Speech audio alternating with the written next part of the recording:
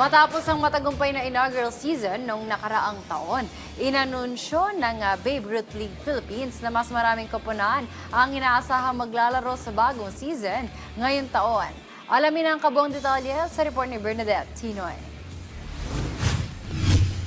Bagong taon, bagong edisyon na naman ng Babe Ruth League Philippines ang aabangan ng mga Pinoy. Bukod sa boys baseball event, aarangkada rin sa unang pagkakataon ng girls softball event sa torneo dahil layunin ng programa na may palaganap at mapalapit sa mga kabataan ng nasabing sport.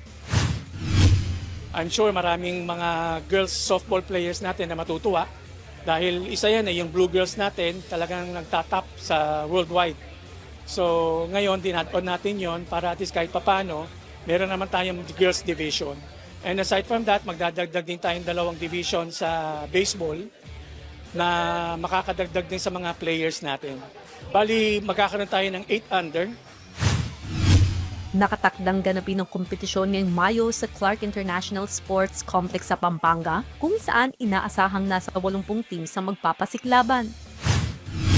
It will be from May 1 to May 10. Mas mahaba siya this year dahil mas marami tayong teams na sasali. At the same time, meron na tayong girls softball. So talagang full event siya.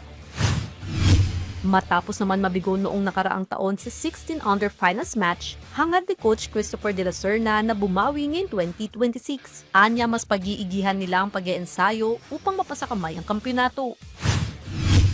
Ngayon, dahil sa mga leagues na sinalihan namin, and then hard train, para preparation talaga namin. Gusto namin bumawi sa Babe Ruth eh. Yung championship game na dapat na sa amin, gusto namin kunin ulit.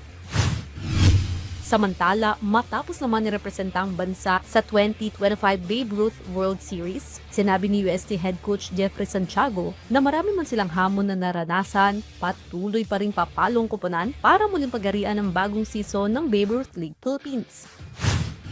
Maganda naman ng laro ng mga bata pero hindi tayo nag-champion, hindi tayo nanalo ng actually close naman mga games naman ng pinapamalas natin.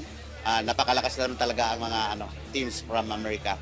Magle-level up tayo from offense, defense, pitching, especially pitching, kinakailangan. Then of course,